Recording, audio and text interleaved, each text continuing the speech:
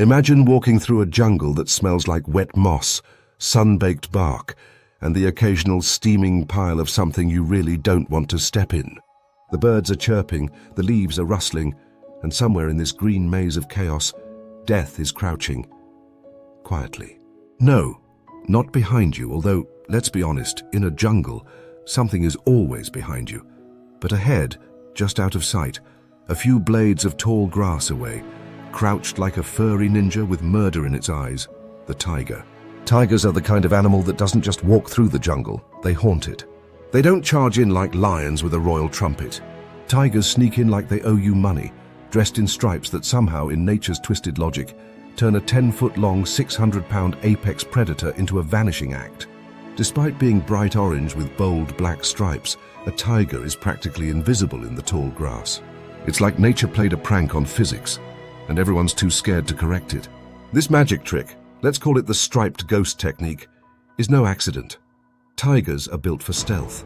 Their fur is not just flashy jungle fashion, it's camouflage that works on both prey and photographers. That bright orange might look like a walking traffic cone to you and me, but to most prey animals, who see fewer colors, it blends right into the dappled light of the forest. Their stripes mimic shadows and sunlight slicing through leaves, turning them into a living barcode that confuses the eyes of deer, pigs, and occasionally overconfident wildlife cameramen. Now meet the victims, I mean the highly evolved prey. First up, the chitaled deer. These creatures are basically anxiety on 4 legs. With big Disney eyes and permanently twitchy ears, chitals are nature's alarm system. They've evolved not just to run, but to panic professionally. One tiny rustle of leaves, one misplaced twig snap, and the entire herd starts vibrating like a group chat in an earthquake. The chitals don't rely on eyesight alone. They listen. They really listen. In fact, they often hang out near langurs, monkeys that sit in trees and scream their lungs out at the slightest sign of trouble. It's a mutually beneficial setup. Langurs get early warnings from the deer, and the deer get alarms from above. It's like a jungle security subscription, Nature Alert Pro, now with multi-species support. But even with their twitchy vigilance, chitals get eaten. A lot. Why? Because tigers don't just hide, they choreograph their hunts like jungle ballerinas. First, they get low. Not just kinda low, flatten your body to the ground, belly dragging, slinky on a mission low. Then they creep, using every bit of terrain, bush, shadow, and misplaced optimism from the prey. And when they're within about 20 to 30 feet, they unleash the pounce. It's not a gentle leap. It's a furry missile of claws, muscle, and bad intentions. If the chital hesitates even half a second, bam, game over. The forest resets, silence returns, and one more striped ghost fades back into the undergrowth, licking its lips. But wait, let's not forget the wild boar. Now this is a different kind of prey. Think of them as angry sausages with tusks and zero impulse control. Unlike the dainty deer, wild boars are all about that thug life. They're aggressive, territorial, and famously hard to kill. Boars have been known to turn around and charge the tiger, squealing like a banshee with hooves. Tigers, being surprisingly cautious for death machines, don't like getting tusked in the face. They'll often avoid adult boars unless they're really hungry, or in a bad mood, or both, which is often. Wild boars also operate with an "if I die, everyone dies" energy. They've got thick hide, low centers of gravity, and they're surprisingly smart. Some even roll in mud, not just for fun, but to protect themselves from insects and improve grip during fights. A tiger might be stealthy, but if it miscalculates and grabs the wrong end of a boar, it might end up with a face full of tusk and regret. Now, here's where it gets even juicier. Let's bring in the leopard. Ah yes, the jungle's other fashion icon. Leopards are the introverts of the big cat world. If tigers are deadly ghosts, leopards are elegant burglars, slightly smaller, super agile, and just as sneaky, but with a completely different hunting style. While tigers use brute power and brute surprise, leopards rely on agility, speed, and the high ground. They'll often drag kills up into trees just to keep them away from scavengers and, oh yes, the tiger itself. Because let's be clear, tigers are not above robbing. A tiger won't climb a tree to steal a kill. They're a bit too chunky for that. But if they see a leopard feasting on the ground, they'll absolutely pull the old "nice kill, I'll take that" routine. And the leopard? It won't argue. It'll vanish into the shadows like a stage magician who's just been upstaged. Leopards and tigers often share territory, but they rarely cross paths, on purpose. Leopards tend to hunt smaller prey like monkeys or hares and do it in different time zones. If the tiger is the night shift, the leopard is the twilight freelancer. It's a delicate balance and one that keeps both cats out of trouble, usually. So how does all this tie into stealth? Well, in the noisy, crowded jungle, where the wind is always rustling, the birds are always gossiping, and monkeys are forever screaming about something, silence is power. Tigers aren't just quiet, they are anti-noise. They pad silently with paws like cushions, kill without a roar, and often vanish without a trace. Even camera traps sometimes miss them. Some forest guards claim tigers can walk past without even disturbing a single blade of grass, which sounds exaggerated until you realize they're not kidding. The tiger's stealth is not just physical, it's psychological. Prey animals live with the idea of a tiger. They respond to scent, to absence, to unease. In some areas, tigers are so rarely seen that they feel more like legends than predators. Yet kills appear, tracks appear, stripes in the mud. A sound that wasn't quite a sound. The forest knows the tiger was here. But for the tiger, being unseen is survival. It's the difference between eating and starving, between a clean kill and a chase that wastes energy. It's also the reason we, the noisy humans, rarely encounter them in the wild unless they want us to. And trust me, you don't want to be the chosen one in that scenario. So next time you walk into a forest and feel that strange chill, that sense that something is watching from just out of sight, don't worry too much. It's probably just a chittle farting in fear. Probably. But then again, it might be the ghost in the grass, the shadow with stripes, the silent king of chaos. There are few creatures on Earth that command fear without even showing their face. Dictators, sure, exits definitely.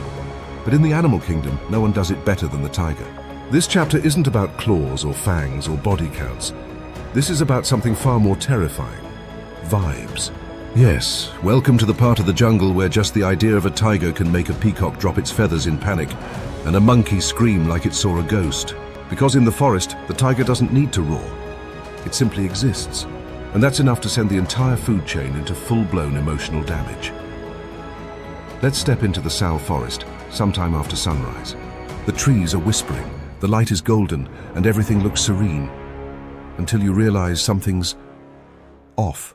There's a silence, a pause in the rhythm. Birds freeze mid-peck. A langur freezes like it just read a horror movie script. Somewhere, hidden in the ferns, the tiger hasn't even moved yet, but the jungle knows. And suddenly it starts. An orchestra of paranoia. Monkeys high above begin shrieking like they just found out rent went up. Peacocks, who usually strut like they own the place, suddenly forget their dignity and explode into a run, tail feathers flailing behind like a deranged wedding veil. And then comes the sambar deer, the most dramatic of them all, bellowing an alarm call so deep and echoing you'd think it just found out it was adopted. This isn't chaos. This is order, jungle order. Jungle. Because despite how it looks, these animals aren't losing their minds, they're sending signals. Together they form an emergency broadcast system more efficient than most governments. Langurs are the aerial surveillance. From their treetop apartments, they spot danger and alert everything below. Sambar and chital are the ground sensors, trained through millennia of being prey to know when something just feels wrong. Even peacocks, those walking fashion statements, contribute to the system, not with beauty, but by screaming bloody murder at the slightest threat, like feathered panic buttons. This ecosystem-wide paranoia isn't accidental, it's evolutionary. The mere scent of a tiger can trigger this response. Tigers mark their territory with strong-smelling urine and scent glands on their cheeks. It's not subtle. If a human walked into a tiger-marked area, their nose would file a formal complaint with their brain. But to the animals of the forest, that stench is a giant flashing billboard that says, "Psychopath with teeth lives here. Enter at your own risk." Some prey animals, especially the veterans like sambar deer, don't even wait for visual confirmation. They'll smell that musk and immediately rearrange their entire day. Plans? Cancelled. Lunch? Skipped. Waterhole visit? Delayed until further notice. They pivot harder than a politician under pressure. Entire herds will silently shift their grazing zones based on tiger scent trails, and animals that normally don't get along suddenly form alliances based on shared terror. It's basically a jungle version of "the enemy of my enemy is my frenemy, and we need to not die today." Now let's talk about the psychological warfare at play. Tigers don't just kill, they haunt. They have such an effect on the ecosystem that scientists consider them landscape influencers, like furry landlords of fear. When tigers patrol an area regularly, prey animals adjust their routines to avoid peak hunting hours. Watering holes become ghost towns at night. Paths once well-trodden become abandoned trails. It's not just behavior, it's architectural. Tigers change traffic patterns like jungle urban planners with a murder license. And not just animals. Let's talk humans. In tiger territory, local tribes and villages have long learned to live by the rhythm of the stripes. Some communities won't walk through specific forest paths at dusk. Others place offerings near trees, believing the tiger is a forest god that must be respected or appeased. Some even say the tiger chooses not to harm them if honored correctly. Whether that's divine grace or just lucky timing, we'll never know. But the psychological weight is there. Whole villages change their schedules, crop cycles, and prayer times around tiger movement. And honestly, wouldn't you? But here's the plot twist. This omnipresent fear doesn't actually make the jungle worse, it makes it healthier. Fear is the jungle's greatest motivator. When prey move unpredictably, they avoid overgrazing one area. When animals avoid waterholes during risky hours, fish and amphibian populations rebound. Even monkeys, in their panicked scrambling, spread seeds across wide areas, boosting forest regeneration. In short, the tiger's reign of terror is secretly just effective forest management. It's fear-based conservation, and it works. Still, not all creatures play along. Some animals, either too dumb or too brave, ignore the system. Porcupines, for instance, are hilariously unbothered. With their mohawk of stabby armor, they waddle around like armored toddlers, completely ignoring warning calls. Tigers have been known to try eating them, only to regret it mid-bite as a mouthful of spines turns lunch into dental surgery. Sloth bears, too, sometimes roll up to the drama like, "I ain't afraid of no ghost," and stand their ground, often with consequences. Tigers generally avoid these animals, not because they can't win, but because the cost of victory includes unnecessary injuries and a lot of screaming. But the true comedy of the fear system is when it malfunctions.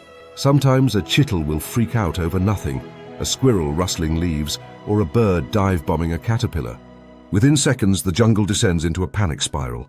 Monkeys leap, peacocks sprint, deer scream, and the tiger, if watching, probably just raises one eyebrow like, "I haven't even clocked in yet." These false alarms are part of the game. Better to panic over a falling leaf than ignore the whisper of stripes behind you. The whole thing becomes an absurd high-stakes game of hide and seek. But where the seeker has knives for fingers and the hiders are all fueled by caffeine and trauma. And even though the tiger might only kill once every few days, its presence shapes every moment of the jungle's life. That's the kind of power we're talking about. Not just dominance through strength, but influence through fear. The tiger is the apex predator, yes, but it's also the CEO of paranoia, the curator of caution, the grandmaster of ghosting. What makes this even more wild is that the tiger never asked for this attention. It doesn't roar to show off or strut for applause. It doesn't leave behind dead prey as trophies or build dens like some grand throne room. It's just doing what it does, hunting, marking, moving. Yet the entire forest bends around its behavior. It's the kind of quiet influence most politicians dream of. Total control without ever showing up to the meeting. In the end, what we call fear is really just respect, baked into every instinct of the forest's creatures. Because everyone, from the smallest bird to the tallest deer, knows that somewhere out there, a tiger is watching. Or maybe not. Maybe it's sleeping. Maybe it's hunting. Or maybe it's just enjoying the fact that even when it's not around, it's still the main character. Either way, the forest listens, the forest obeys, because even ghosts can leave footprints. There's a moment in the jungle when everything holds its breath. The wind doesn't dare move. Birds pause their gossip. Even the insects stop mid-buzz like they've just remembered a funeral they need to attend. This is the moment before the strike, when silence stretches so long it starts to hum. And in that void of sound, something is creeping. Not stomping, not bounding, not rushing. Creeping, like a ghost that moonlights as a serial killer. And then, nothing. No roar, no scream, just a muffled thud, a snapping twig, maybe a distant sigh. The kill is over, and nobody heard it coming. This is the tiger's masterpiece, the silent ambush. It is not the fastest predator, It is not the loudest nor the most energetic, but it is undeniably the most elegant murderer in the forest.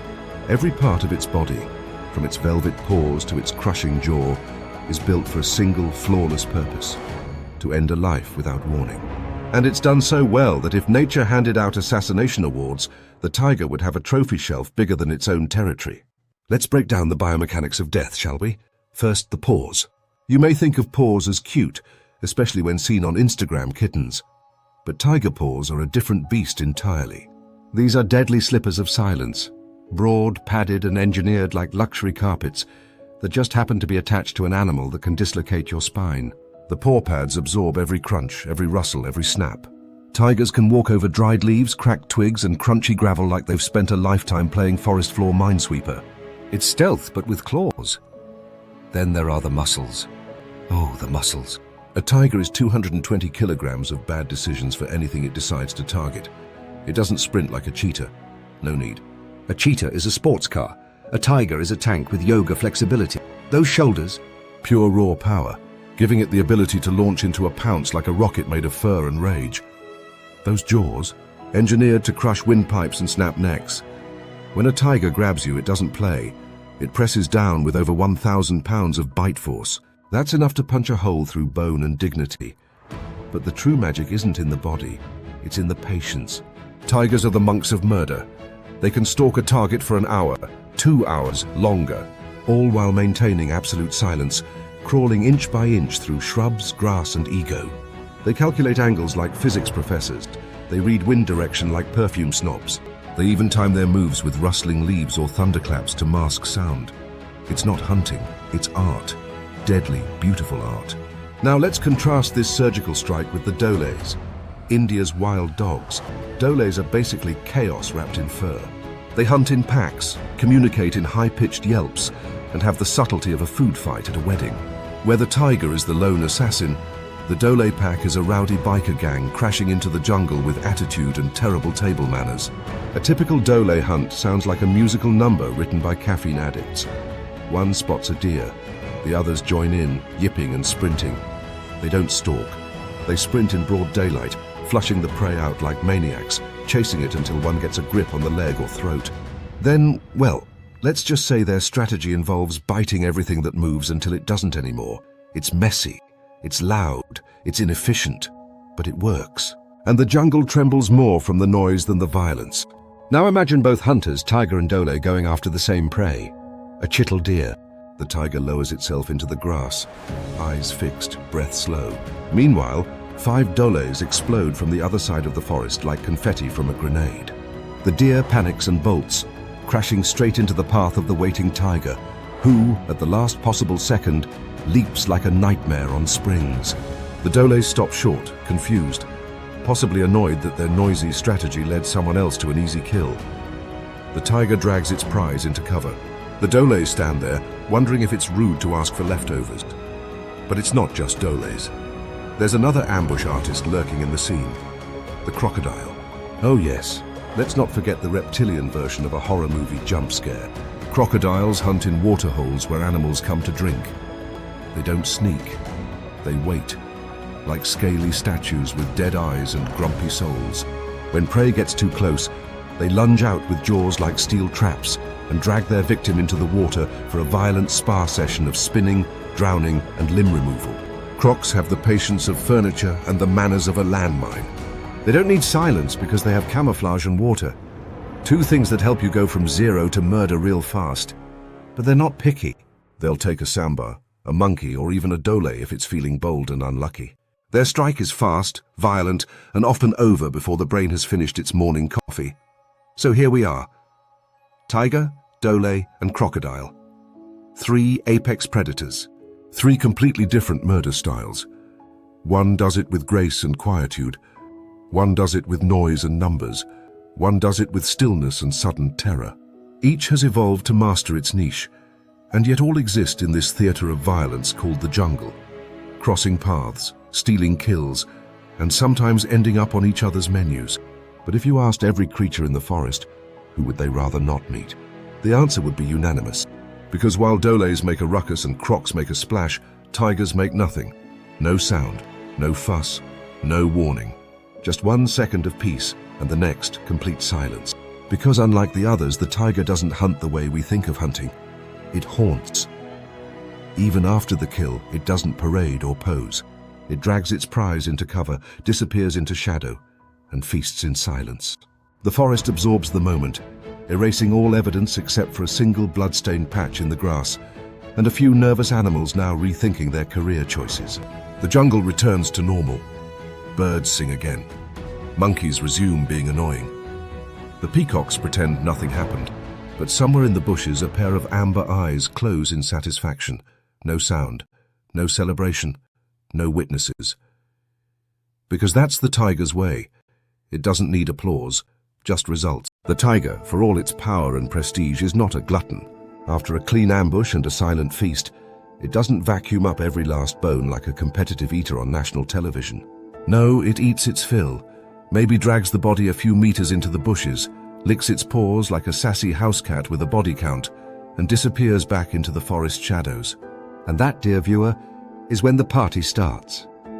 Because when a tiger walks away from a carcass, it leaves behind something more valuable than gold in the jungle economy: leftovers. And the moment that body begins to cool and flies start buzzing, the cleanup crew arrives like a grotesque version of room service, each one with a different flavor of desperation. This is the jungle's post-credit scene, the after-party of death, where every character from the food web shows up, hoping to score a bite, a scrap, or just a whiff of decaying success.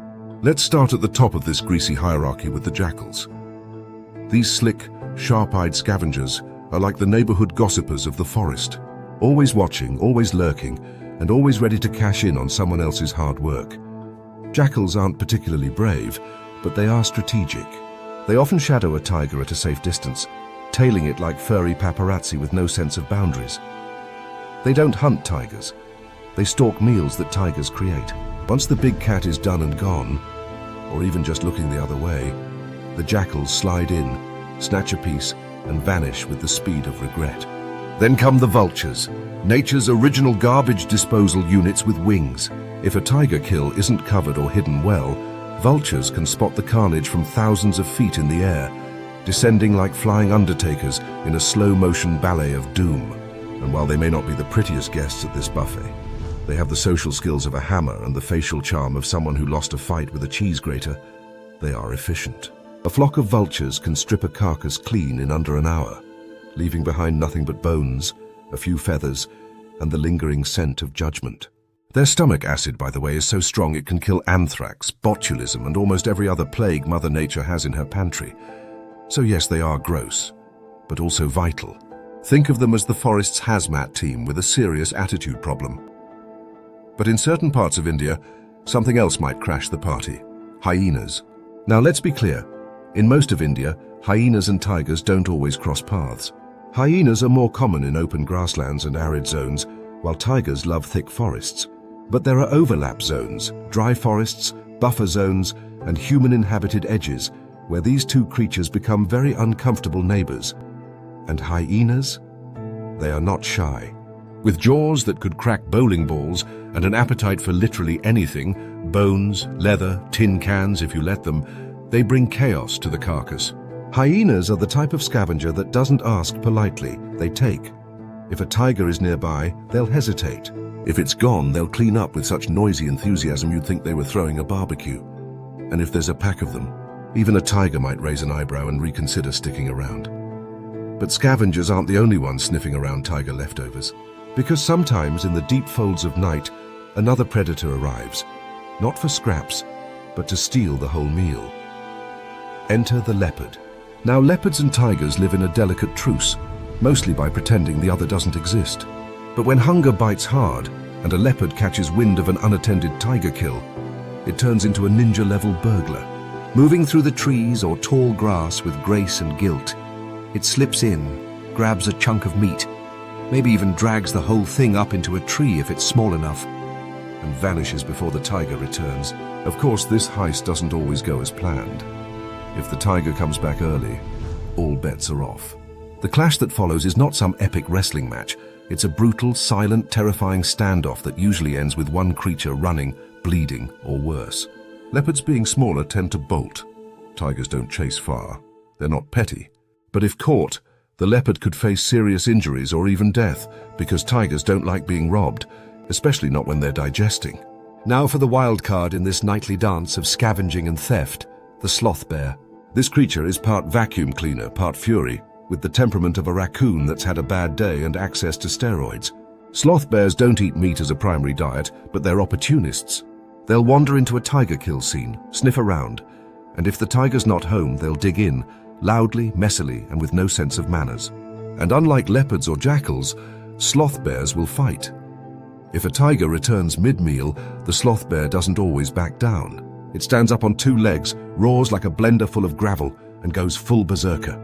There have been documented cases of tigers retreating from aggressive bears, not because they can't win, but because they'd rather not get shredded by 5-inch claws over some reheated deer ribs. It's jungle economics. Is that meat really worth dental reconstruction surgery? These unseen battles don't just happen, they shape the ecosystem. Tigers don't eat every day. One kill might last them 3 to 5 days, depending on the size of the prey and how often they get interrupted. So when these predators return to the scene of the crime, sometimes under moonlight, they have to calculate, is my meal still here? Is it worth fighting for? Is that a sloth bear wearing my dinner? And then there are the insects and microbes, the tiniest but most relentless scavengers of all. While the jackals take the scraps and vultures clean the bones, these guys work the night shift and the graveyard shift, decomposing what's left into soil, nutrients, and life for the forest to absorb again. It's poetic in a gross kind of way. The tiger feeds, then feeds others, and finally returns its prey to the earth that birthed them both. That's the secret beauty of this chapter. The tiger may be the forest's most feared predator, but in death, its kills become a feast for an entire cast of opportunists, rivals, and cleanup artists. The jungle runs on a brutal but beautiful cycle of energy, where one moment of violence becomes days of survival for dozens of other species. And here's the ultimate twist. The tiger isn't mad about it. Not really. It knows how the system works. It may chase off a jackal, swat at a hyena, or growl at a bear, but at the end of the day, it's the tiger's world, and everyone else is just trying to eat in it. Because when the king finishes his meal, the kingdom eats the crumbs. The kill may be silent, but the feast, oh, the feast is loud. In the silent green cathedrals of the jungle, where light filters like whispers through ancient trees, there are invisible lines scratched into the earth. Lines no one can see, but everyone respects. These are not trails or borders marked on a tourist map. These are tiger territories, patches of land soaked in musk, claw marks, and drama. And while the tiger may walk alone, it never walks without a throne. Every stretch of its domain is a declaration. Mine. Don't even think about it. Welcome to the world of jungle royalty, where the crown is striped, the throne is moving, and the price of crossing the border is usually blood. To understand tiger society, you must accept one harsh truth. Tigers are introverts with rage issues. They're not social creatures. They don't do brunch. They don't host dinner parties. And they absolutely don't appreciate uninvited guests in their territory, especially not other tigers. In fact, the average male tiger will patrol an area up to 100 square kilometers, marking it with urine, scratching trees, and leaving little messages for other tigers that basically say, "You smell that? That's me. Back off." Females have smaller ranges, usually overlapping slightly with 1 or 2 males, mainly for mating access. But even they draw lines, and they're not afraid to throw paws if a neighbor gets too nosy. For all their grace, tigers are full-time warlords with fur coats. When a rival steps in, whether it's a wandering male looking to challenge the throne or a juvenile who forgot their place, things can go from majestic to medieval in seconds. And oh, when tigers fight, they don't play. Territorial clashes are violent, fast, and fueled by pure primal drama. They don't stalk each other like they do prey. They roar, they growl, they stare each other down like drunk cowboys in a saloon. Then, suddenly, it's fur, claws, teeth, and dust. 2 muscular giants colliding with the force of a wrecking ball made of anger and testosterone. They'll claw each other's faces, bite through skin, and wrestle like demonic ballerinas. These aren't dominance displays. These are death matches. And more often than not, one walks away limping, bleeding, and very motivated to never make that mistake again. Some of these battles have been recorded on camera traps, and the results are both terrifying and oddly cinematic. A young male, full of teenage arrogance, walks into a mature tiger's domain and finds himself airborne within 30 seconds. Swipe to the head, bite to the neck. Screams echo through the trees. In rare cases, the loser doesn't just retreat, he dies. That's how serious tigers take boundaries. Even real estate agents would be impressed. But not all threats wear stripes. Sometimes a tiger's authority is challenged not by rivals, but by uninvited weirdos from the animal kingdom. One such troublemaker is the sloth bear.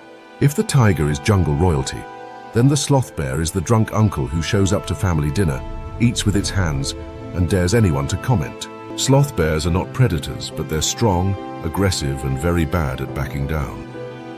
Most of the time, tigers avoid unnecessary conflict.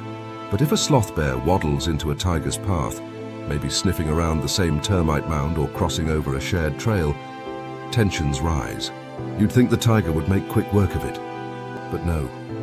Sloth bears fight like they were trained by street brawlers in a back alley. They stand up on two legs, slap like their life depends on it, and scream like a banshee with emotional damage. Some tigers, caught off guard, actually flee. Others engage and get mauled in a flurry of claws and flying dirt. The bear might lose a patch of fur. The tiger might lose some pride. But neither forgets the encounter. Yet, there is one creature in the jungle who does not care at all about the tiger's reputation. One animal that looks the tiger in the eye and says, "You move." And that is the elephant, particularly the matriarchs. Tigers may rule the forest with fear, but elephants walk through it like royalty who know they own the land. They are massive, intelligent, and socially bonded in ways tigers can't even imagine. Now, normally tigers don't mess with elephants. Why would they? A fully grown elephant weighs 5 tons and could squash a tiger flat like a striped pancake. But every once in a while, a tiger gets ideas. Maybe it's a young one testing boundaries. Maybe it's starving and desperate. Or maybe, just maybe, it sees a calf. Young, weak, temporarily unguarded. That's when things get dicey. If a tiger attempts to snatch a baby elephant, the reaction from the herd is nuclear. The mother doesn't scream. She charges. Trumpeting like a war horn, ears flared, trunk swinging like a medieval flail, she barrels toward the predator with enough rage to terraform the ground beneath her. Other females may join in, turning it into an elephant stampede of fury. The tiger has only one choice: run, fast, with all 4 paws tucked in like an overgrown house cat that knows it just made the worst mistake of its life. These tiger-elephant encounters are rare, but when they happen, they shake the jungle, literally. Trees crash, monkeys scatter, even birds stop mid-song to watch the show. And while the tiger may survive, its ego often does not. It may be king, but sometimes even kings need to bow to a higher power, especially one with tusks and zero tolerance for nonsense. But here's where things get really interesting. Territory in the jungle isn't static. It changes constantly, through fights, mating, deaths, and disappearances. When a dominant male tiger dies, his territory becomes the hottest property in the forest. Young males move in like real estate agents on commission, sniffing around, testing the waters, and marking over old scent trails. Females may shift too, especially if they had cubs with the old male, because if a new male takes over, those cubs are in danger. Yes, tigers kill cubs. It's not personal, it's strategic.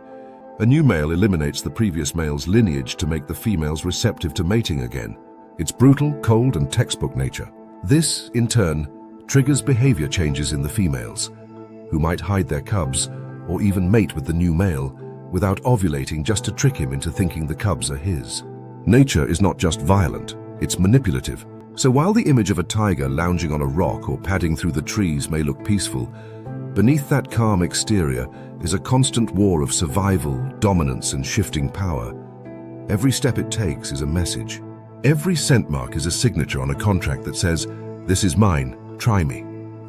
And everything from bears to elephants to other tigers knows exactly what that means. In this forest kingdom, territory is everything. It determines who mates, who feeds, who survives. It's not just land, it's status, it's legacy, and it's fought over in ways that are raw, unscripted, and often unseen by human eyes. So the next time you see a tiger gliding silently through the trees, don't be fooled by its calm. That's not peace. That's power, quiet, coiled, and waiting to explode. Because the jungle has many creatures, but only one wears the crown and defends it with claws. Long before documentaries, drones, or camera traps, the tiger ruled not only the jungle, but the human imagination. It wasn't just an animal. It was a whisper in the dark, a shape in the trees, a presence that stirred the soul like thunder before a storm. When ancient humans first saw this enormous, striped predator appearing and vanishing without a sound, it didn't just earn their fear, it earned their worship. Because when something can kill you silently, vanish without a trace, and look gorgeous while doing it, the logical conclusion isn't biology, it's magic. In the dense forests of India, where trees creak with stories and shadows move like memories, the tiger is more than a predator. It is a spirit. Among tribal communities like the Gond, Baiga, and Santhal, the tiger is not just feared, it's sacred.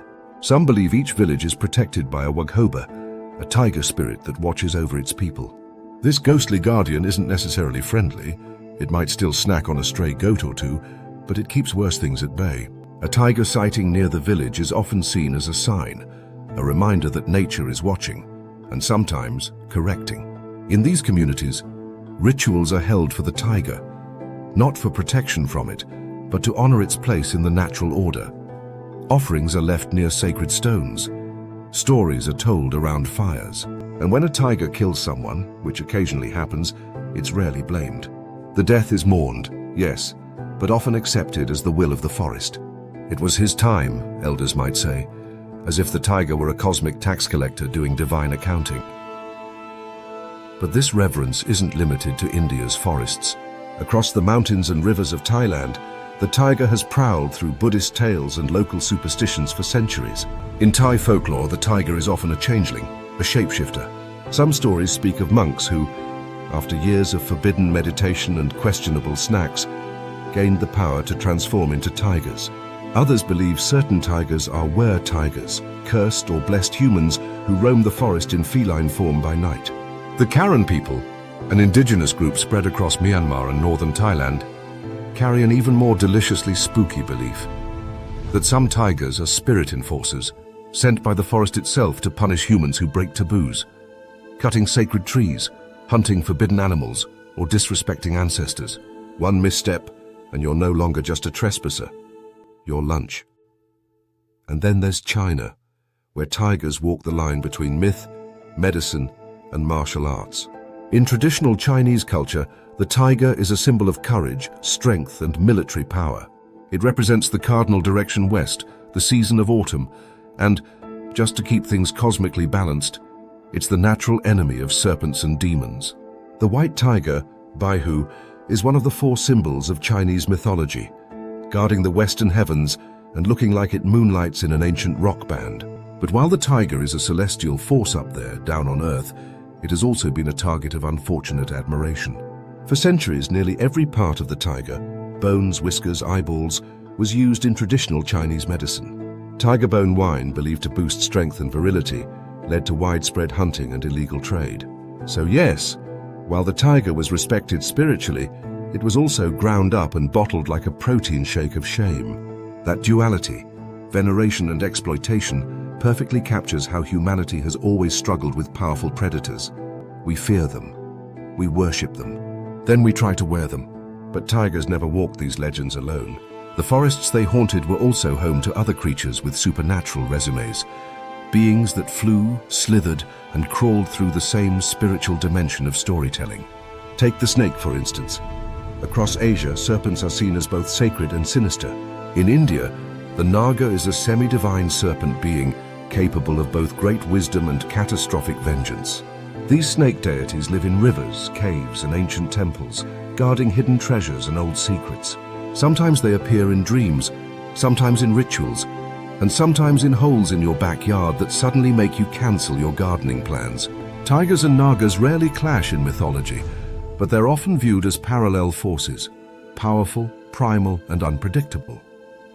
Then there are the owls. You wouldn't think a bird that looks like it's constantly judging you from a distance would be spiritually loaded. But in tribal beliefs across India, Thailand, and Southeast Asia, owls are seen as messengers between the living and the dead. Their haunting calls at night are believed to signal impending doom or guide wandering spirits. Some believe they carry the souls of the departed. Others just believe they're bad luck. But either way, if you hear an owl hoot in the forest and then see a tiger, you're probably not having a good day. Interestingly, there's an ancient belief in several tribal groups that tigers can communicate with owls. Not through chatty conversations about hunting strategies, but through an eerie connection, a sign that both understand the night in ways no human can. The tiger, silent and watchful. The owl, hovering and alert. Together, they form a surveillance team for the spirits. Even the jungle itself becomes a character in these stories. Forests are described as living entities, ancient, breathing, listening. In many Asian traditions, certain groves are taboo zones, protected by spirits or animal guardians. These aren't metaphorical protections. They're believed to be enforced physically. People enter with reverence, or not at all. And who better to guard a sacred grove than a tiger that may or may not also be a dead shaman with claws? But let's not pretend all these legends are noble and respectful. Some are downright spiteful. In parts of rural India, old tales warn of tigers possessed by angry spirits, demonic cats who kill for fun, not hunger.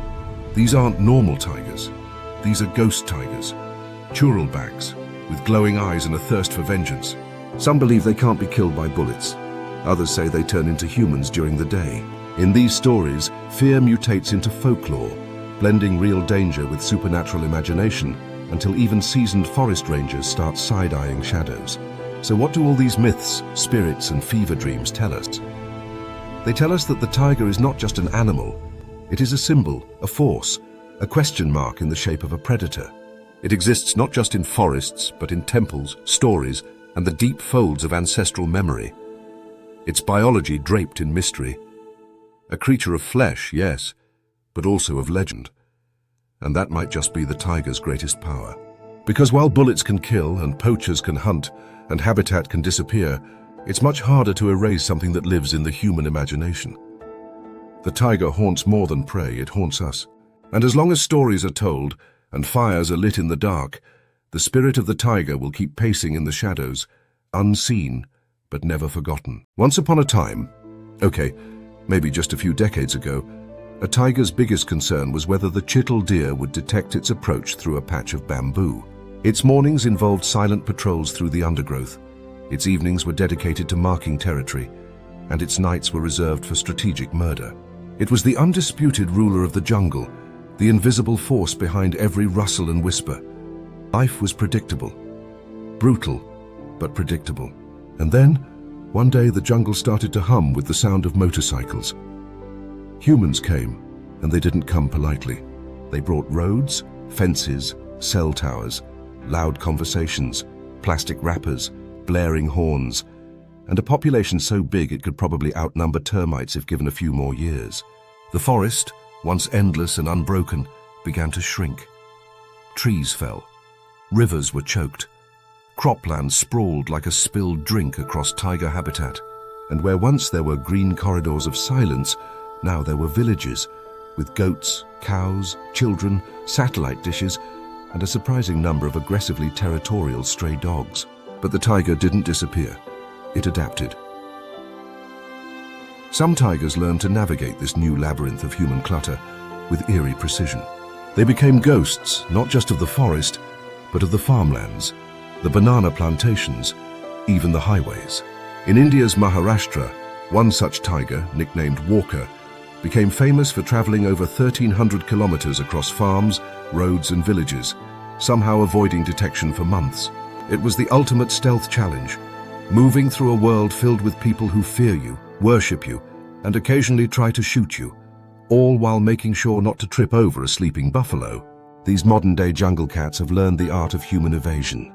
By day, they disappear into sugarcane fields, hiding under the very crops meant to be chewed by cows and crushed into tea sweeteners. By night, they emerge, not with a roar, but with the subtlety of a well-trained ninja. Camera traps have captured footage of tigers strolling down village roads like late-night joggers, passing by motorbikes, garden chairs, and confused chickens. Sometimes they pause to sniff a wall. Sometimes they step around a cow like it's a speed bump. Then they vanish again, leaving only paw prints and local gossip in their wake. The people who live in these regions call them by many names.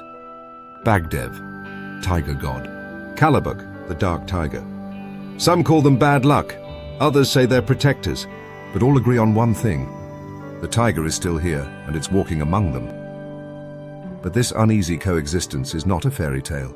It's a daily gamble of survival and strategy for both sides. Take the cows. Domestic cattle to a tiger are the jungle version of a free buffet. They're slow, fat, tethered, and often come with a side of confusion. And why spend an hour stalking a nimble sambar when you can just stroll into a farm and pick off an emotionally unbothered bullock? Farmers naturally are less than thrilled by this carnivorous convenience shopping. Many lose livestock. Some get compensation from wildlife authorities, others don't. The result?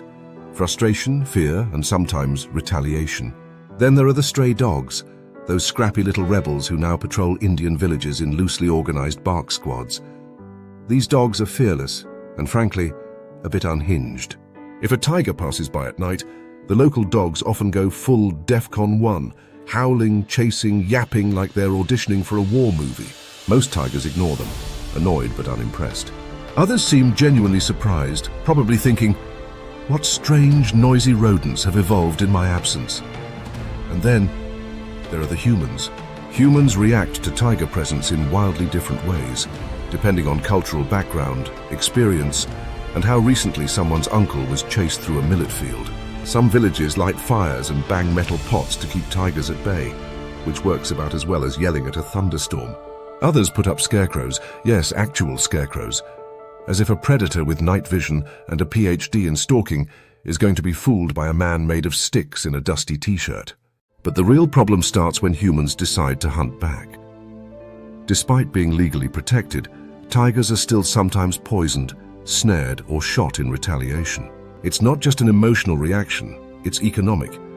For a subsistence farmer, a dead cow is not a statistic. It's dinner, income, and family survival rolled into one. If a tiger repeatedly raids livestock, fear turns into fury. And even though governments offer compensation, the paperwork moves slower than a sunbathing tortoise. By the time help arrives, the tiger might already be hanging in a poacher's trap. But not all humans are out to harm. In fact, one of the most astonishing facts about tiger conservation is that it often works because of the same people who live alongside them. Many communities now participate in village-level conservation groups, tracking tiger movement, warning neighbors, and even installing fences, not to keep tigers out, but to funnel them safely toward forest corridors. In places like India's Nagarhole and Kanhar reserves, forest guards patrol not just for poachers, but for tigers that wander into populated areas, tranquilizing and relocating them before anyone gets hurt or eaten. And of course, there are the camera traps. These motion-activated wonders have become the jungle's surveillance system. They record tigers crossing train tracks, sneaking behind school buildings, even walking right past bus stops where hours earlier, children had waited for school. The footage is haunting, beautiful, terrifying, and strangely mundane. A tiger walking past a row of plastic chairs, a tiger stepping over laundry, a tiger pausing to sniff a cement wall before vanishing into the sugarcane. These are not scenes from a nature documentary. These are security cam clips from reality. And it's not just India. In Thailand's forests near human settlements, tigers have also been caught wandering dangerously close to farms. In Russia's Far East, Amur tigers have been seen padding silently through snow-covered villages, pausing to sniff fences, occasionally chasing dogs.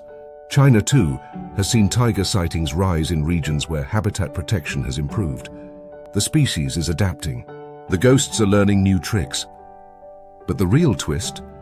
In this modern, cluttered, chaotic human world, tigers may be getting better at surviving. They're walking further, navigating concrete jungles, learning to move at night, track human behavior, even recognize vehicles and avoid them. Some scientists believe tigers are evolving urban instincts. One day, we may not need forests to protect them. We'll need alleyways and green rooftops. Still, every adaptation comes with a cost. The more time a tiger spends dodging humans, the less time it spends being a tiger. Mating, hunting, raising cubs, all become harder. Cubs growing up near human areas may never learn to hunt wild prey properly, becoming permanent scavengers or livestock raiders. And that, of course, only deepens the human-animal conflict. So we are left with a fragile truce. One part awe, one part fear, one part bureaucracy. The tiger walks among us now, not because it wants to, but because it must. It is adapting not to thrive, but to survive. It moves like a ghost, but not by choice. It vanishes through our trash, our fences, our backyards, chased by dogs, watched by cameras, and judged by headlines. It is still a king, but now it wears a crown made of plastic bags and satellite signals. A monarch in exile, ruling a kingdom of patchy forests, traffic noise and confused cows. And still, somehow it walks with pride. In the grand theater of nature, the tiger has always played the lead role, not just because of its muscles, its stealth, or the bone-chilling stare that makes grown deer soil themselves at the mere sound of a leaf falling, but because the tiger is the forest. It's not just a predator. It's the shadow behind the trees, the balance in the chaos, the punctuation mark at the end of the food chain. But now in this final act, the spotlight is flickering, the curtain is trembling, and the king is vanishing. Let's not sugarcoat this. The tiger is in trouble, and not the Mr. Meal kind of trouble. We're talking about the real estate is gone, enemies are everywhere, and someone keeps trying to turn your bones into soup, kind of existential meltdown. A century ago, there were over 100,000 wild tigers across Asia. Today, we're clinging to fewer than 4,000, and most of them are scattered across patches of forest the size of bad parking lots, surrounded by highways, farmlands, and humans who treat wild land like it's a suggestion, not a necessity. The first blow to the tiger's reign was habitat loss. Forests have been eaten alive by agriculture, mining, urban sprawl, and that most terrifying of all creatures, the real estate developer. Imagine being a tiger, striding majestically through the jungle, only to discover that your favorite hunting trail has been replaced by a luxury golf resort with free Wi-Fi and infinity pools. That watering hole where you used to stalk sambar deer? Gone. Now it's a parking lot full of tourists taking selfies with plastic elephant statues. You can't even poop in peace anymore without some drone buzzing overhead. As the jungle fragments into disconnected pieces, tigers are forced to either squeeze into smaller territories or wander through human areas, which, spoiler alert, does not end well. Fewer forests mean fewer mates, fewer prey, and more awkward run-ins with startled villagers who just wanted to check on their goats. This isn't just inconvenient, it's lethal. Territorial fights among tigers spike when too many cats are crammed into tiny green patches. Meanwhile, prey animals decline, forcing tigers to target cattle, which invites human retaliation. It's not a circle of life. It's a downward spiral with extra drama. But if habitat loss is the slow death, poaching is the sniper in the bushes. Tigers are being hunted, not because someone's hungry, but because the black market thinks every part of a tiger is a magical potion, a lucky charm, or a symbol of status. Want strength? Tiger bone wine. Want protection from evil? Tiger claws. Want to flex on your neighbors? Tiger skin rug. Want absolutely nothing except bad karma and legal problems? Poach a tiger. And this isn't just a few shady guys with snares. It's a full-blown international network of wildlife criminals so organized they make Netflix villains look sloppy. These syndicates operate like ghost businesses, smuggling everything from rhino horns to pangolin scales to tiger teeth, moving millions of dollars through dark alleys, fake permits, and sometimes corrupt officials. Tigers aren't even the only celebrities on the hit list. Rhinos are being assassinated for their horns, made of the same keratin as your fingernails, by the way, because someone in another country believes it cures hangovers and heartbreak. Pangolins, those adorable armored vacuum cleaners of the forest, are being vacuumed up themselves for their scales, believed to have healing powers no one can actually prove. This illegal wildlife trade is now the fourth largest criminal industry in the world, after drugs, weapons, and human trafficking. Let that sink in. The tiger isn't just a victim of poaching, it's collateral in a global war on nature. A ghost not just in the forest, but in shipping containers, alley markets, and the digital underworld of online wildlife auctions. But here's the twist you didn't see coming. Despite all this, the tiger isn't extinct. Not yet. Not because of luck. Not because of magic. But because of the quiet army fighting to keep it alive. In the deep forests of India, you'll find forest guards, some armed, many underpaid, all underappreciated, trekking through scorching heat, monsoon rains and snake-infested terrain just to monitor tiger movement, dismantle traps, and occasionally wrestle with bureaucracy so tangled it could strangle an elephant. These are the unsung heroes of conservation. They don't wear capes. They wear boots, sweat, and mosquito bites. But without them, the tiger would already be a memory. In villages near tiger zones, there are people who've made peace with their striped neighbors. Farmers who choose to report a sighting instead of grabbing a gun. Women who lead self-help groups that educate locals about coexisting with predators. Communities that build buffer zones, forest patches between human land and tiger habitat, to reduce conflict. These aren't headlines. They're quiet revolutions. And then there's the tech. Camera traps that monitor movement, GPS collars that track tigers like VIPs, and artificial intelligence systems that predict poaching threats before they happen. Drones patrol reserves. Apps report sightings. Scientists analyze DNA from scat to identify individuals. Yes, there are literally people who specialize in poop forensics, and they are heroes in lab coats. Thanks to these combined efforts, countries like India, Nepal, and Bhutan have seen tiger numbers increase in certain protected areas. India alone has managed to nearly double its tiger population over the last decade, from around 1,400 in 2006 to over 3,000 today. It's not a victory lap, but it's a comeback story. The king is not dead, just cornered, and very, very annoyed. But conservation isn't just about tigers. When you save a tiger, you save everything. It's what biologists call an umbrella species. Protect its habitat, and you protect thousands of other animals, trees, rivers, and ecological systems.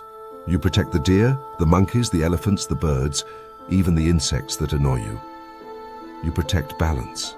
And maybe, just maybe, you protect something inside us too. The part that still believes in wild things, in forests full of mystery, in ghosts that wear stripes.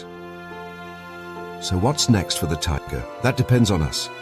On the choices we make, the forests we protect, the stories we tell, the laws we enforce, and whether we let greed, ignorance, or apathy write the final chapter, or whether we leave space for the tiger to write its own. Because kings don't vanish overnight. They fade when no one fights for them. But as long as there are tracks in the mud, shadows in the trees, and fire in the hearts of those who care, the tiger will keep walking, unseen, unheard, but never forgotten. If this tiger didn't stalk you into hitting subscribe, we don't know what will. Smash that like button like a sloth bear in a bad mood. And don't forget to watch our next wild documentary. Because on Predator Planet, the only thing more dangerous than the animals is missing an episode.